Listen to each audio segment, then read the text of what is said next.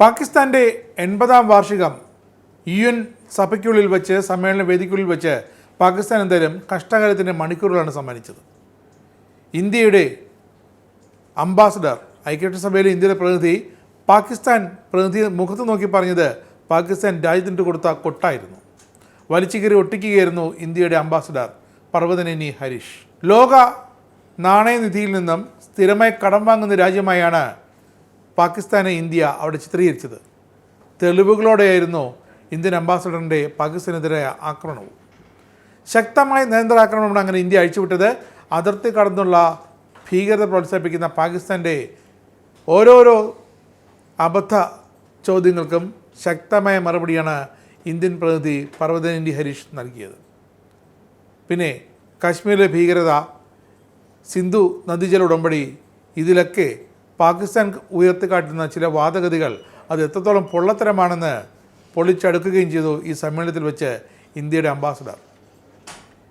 International മണി ഫണ്ടിൽ നിന്നും സ്ഥിരമായി കടം വാങ്ങുന്ന രാജ്യമായാണ് പാകിസ്ഥാൻ ചിത്രീകരിച്ചത്. Serial borrower from the IMF എന്നായിരുന്നു പർവ്വതനേനി ഹരീഷിൻ്റെ ആ കുറുക്കിക്കൊള്ളുന്ന പ്രയോഗം. 26 നിരപരാധികളായ വിനോദസഞ്ചാരികൾ കൊല്ലപ്പെട്ട പഹൽഗാം ഭീകരാക്രമണത്തിൽ അതിലെ ഭീകരതയെ സ്പോൺസർ ചെയ്തുകൊണ്ട് പാകിസ്ഥാൻ നല്ല അയൽപ്പക്കമെന്ന തത്വം വീണ്ടും ലംഘിച്ചതായാണ് ഇന്ത്യ ആരോപിച്ചത്. ഇന്ത്യയുടേത് പക്വതയുള്ള ജനാധിപത്യം, കുതിച്ചുയരുന്ന സമ്പദ് വ്യവസ്ഥ, ബഹുസ്വരം, എല്ലാവരെയും ഉൾക്കൊള്ളുന്നൊരു സമൂഹമാണ്. എന്നാൽ പാകിസ്ഥാനോ, അവർ മതഭ്രാന്തിലും ഭീകരതയിലും മുങ്ങിക്കുളിച്ചിരിക്കുന്ന രാജ്യം. അതുമാത്രമല്ല, തീവ്രവാദവും സാമ്പത്തിക അസ്ഥിരതയും പാകിസ്ഥാൻ കടുത്ത രീതിയിൽ അനുഭവിച്ചു വരുന്നു. ഭീകരതയോട് സഹിഷ്ണുതയില്ലാത്ത ആഗോള തത്വത്തെ പാകിസ്ഥാൻ ഇനിയെങ്കിലും മാനിക്കണമെന്നാണ് ഇന്ത്യ ആവശ്യപ്പെട്ടത്. സുരക്ഷാ കൗൺസിലിൽ പാകിസ്ഥാൻ്റെ കപട നിലപാടിനെ ഇന്ത്യൻ അംബാസഡർ പൊളിച്ചടുക്കി.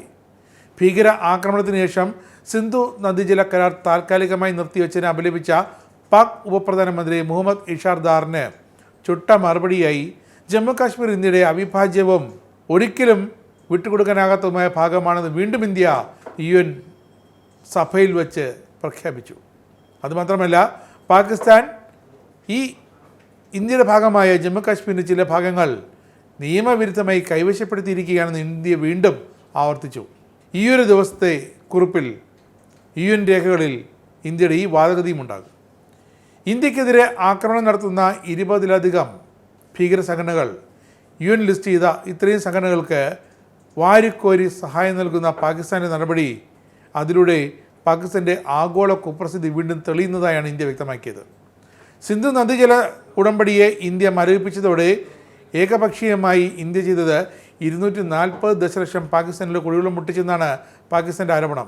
ജലവീതം സമാധാനമായി പുനഃസ്ഥാപിക്കാൻ പാകിസ്ഥാൻ ഇന്ത്യയോട് ആവശ്യപ്പെട്ടു. പക്ഷേ ഇന്ത്യയുടെ മറുപടി ഇതായിരുന്നു: നിങ്ങളാദ്യം ഭീകരത അവസാനിപ്പിക്കുക.